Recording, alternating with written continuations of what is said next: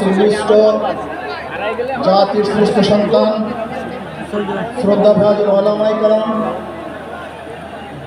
ইসলামী দলের নেতৃবৃন্দ,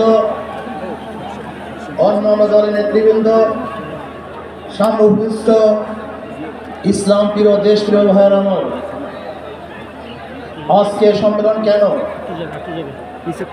আমরা পিআর সিস্টেম নির্বাচন চাই, সংখ্যানুপাতিক হারে নির্বাচন চাই।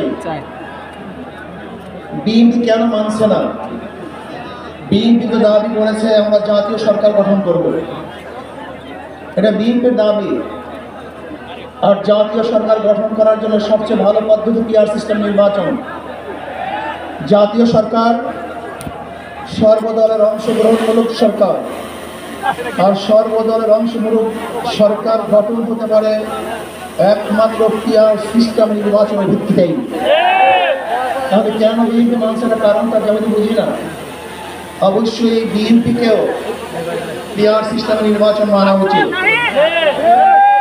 সংস্কার চাই।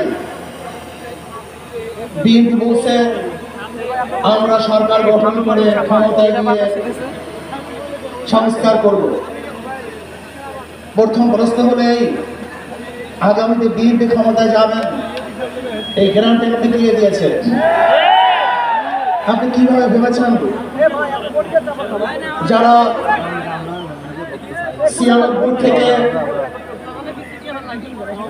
91 পর্যন্ত ফেল করার কারণে 96 ক্ষমতা আসতে পারে নাই, আবার 2001 থেকে 2005 পর্যন্ত দেশ চালাবার কারণে 2008-এ তারা ক্ষমতা আসতে পারে নাই।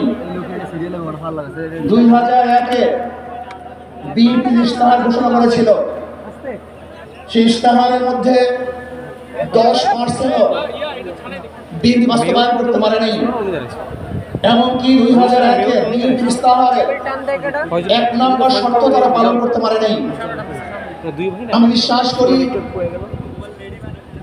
আগামীতে ক্ষমতায় কে যাবে না না যাবে আমি জানি না, কিন্তু বাংলাদেশের জনগণ কোন দুর্নীতিবাজ, চাঁদাবাজ, দখলবাজ, খুনিদেরকে আর ক্ষমতায় নিবে না।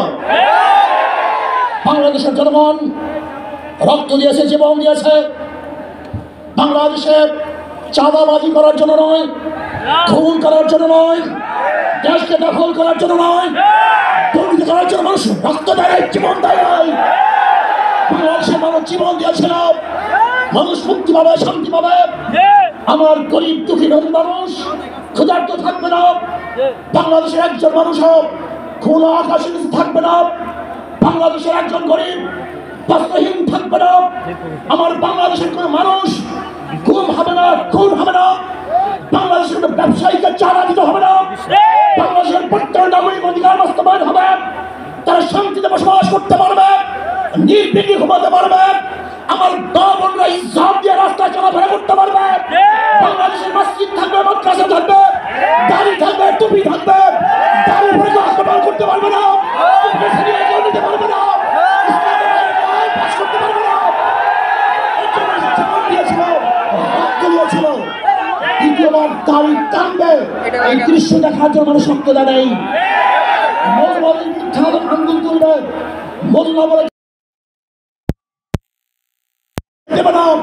এই স্লোগান শোনার জন্য মানুষ রক্ত দেয় নাই। এই দৃশ্য দেখার জন্য বুকের তাজা রক্ত জমিনে ঢেলে দিয়ে মানুষ শাহাদাত বরণ করে নাই। মানুষ এই জাতিকে মুক্তি দেওয়ার জন্য, কোরআন ও সুন্নাহর আইন বাস্তবায়ন করার জন্য বাংলাদেশের মানুষ ওই ভারতের গোলামি করার জন্য রক্ত দেয় নাই। বাংলাদেশের মানুষ ভারত আমাদের দেশে কর্তৃত্ব নেতৃত্ব করবে, আমেরিকা আমাদের দেশে কর্তৃত্ব নেতৃত্ব করবে, এর জন্য বাংলাদেশের মানুষ জীবন দেয় না, রক্ত দেয় নাই। বাংলাদেশের মানুষ সাধন, তারা নিজের আইন প্রণয়ন করবে, তারা নিজেদের পায়ে দাঁড়াবে। বাংলাদেশের মানুষ জীবন দিতে পারে, কিন্তু কারো গোলামি করতে পারে না। আমি বিশ্বাস করি আজকে মঞ্চে যারা আছেন, যদি আমরা মুনাফিকি না করি, পছন্দ করে বলতে পারি আগামীতে ক্ষমতায় যাবে ইসলাম, ক্ষমতায় যাবে ইসলাম, সন্দেহ নাই। করবেন একমাত্র আল্লাহকে রাজি খুশি করার জন্য। তাহলে দেশের মানুষ সচেতন হয়েছে, এদেশের মানুষ সব জ্ঞানী হয়ে গেছে। বিশ্বাস করবেন না, একজন রিক্সাওয়ালা, ঠেলাওয়ালা, কুলি মজদুরের বক্তব্য শুনলে আমার চেয়ে হয়ে যায় বাংলাদেশের মানুষ কত সচেতন। তারা কত সচেতন হয়েছে। যদি আমরা মুনাফিকি না করি, যদি আমরা ঐক্যবদ্ধ থাকি, বাংলাদেশে একটা বাক্স ইসলামের নামে দিতে পারি। যেরকম আমেরিকা এবং ওই সারস ইসরায়েল ইরানি আক্রমণকে ভেবেছিল মুহূর্তের মধ্যে নিশ্চিত করে দিবে, কিন্তু আক্রমণ করার পরে দেখেছে ইরানের গুহার থেকে কোথার থেকে বোম মিসাইল চলে আসছে। আমেরিকা এবং ইসরায়েল যেরকম অনুভব করতে পারে নাই, বাংলাদেশের বুকে যদি একটা বাক্স দেওয়া হয়, বাংলাদেশের ঘরের থেকে এমন মিসাইল বের হবে, এমন বোমা বের হবে, গোটা বাংলাদেশ থেকে, গোটা দুনিয়া থেকে ইসলামের দুশ্মনকে ধ্বংস করে দেবে ইনশাআল্লাহ। ঐক্য হন, মুনাফিকি করেন না, একসাথে হন, ঐক্যবদ্ধ হন। এইটা আমার মেসেজ থাকবে। যদি ঐক্যবদ্ধভাবে ক্ষমতার লোভকে সংবরণ করে আমি ক্ষমতায় যেতে চাই না, ইসলামকে ক্ষমতায় নিতে চাই। আমি ক্ষমতায় যাইতে চাই না, কোরআন ও সুন্নাহকে ক্ষমতায় নিতে চাই। যিনি আদর্শ পালন করেন, এই নীতি আদর্শ যদি গ্রহণ করেন, ইনশাআল্লাহ নাসরুম মিনাল্লাহি ফাতহুন করিম, অবশ্যই সাবিরিন সেই দিন আসতেছে। আমি দেখতেছি, মনে হয় আমার চোখের সামনে আমি দেখতেছি ওই সংসদের মধ্যে কলেমার কথা হবে, কোরআন ও সুন্নাহর কথা হবে, লা ইলাহা ইল্লাল্লাহ উচ্চারিত হবে। গোটা বাংলাদেশের মানুষ শান্তিতে বসবাস করতে পারবে। জুলুম থাকবে না, অত্যাচার থাকবে না, অবিচার থাকবে না। প্রত্যেকটা মানুষের প্রাপ্তি তাদের ঘরে ঘরে পৌঁছানো হবে। আজকে আমার মা মনে করছে ইসলাম ক্ষমতা আসলে আমাদের অবস্থাটা কি হবে। ইসলাম ক্ষমতা আসলে প্রত্যেকটা মা বোনের ন্যায্য অধিকার প্রতিষ্ঠিত করা হবে। ইসলাম ক্ষমতা আসলে আগামী 5-10 বছরের মধ্যে সমস্ত গরিবরা দরিদ্র সীমার উপরে চলে যাবে।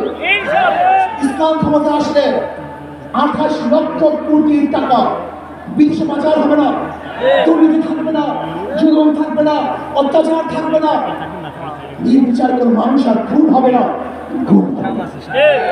ইসলাম ক্ষমতা আসলে শ্রমিকদেরকে তাদের অধিকার আদায়ের জন্য রাস্তায় নামার প্রয়োজন হবে। ইসলাম ক্ষমতা আসলে কৃষক, শ্রমিক, মজদুররা তাদের অধিকারকে প্রতিষ্ঠা করার জন্য ইসলামী সরকার তাদেরকে নিয়ে কমিটি গঠন করে তাদের প্রাপ্তি তাদের কাছে পৌঁছায়।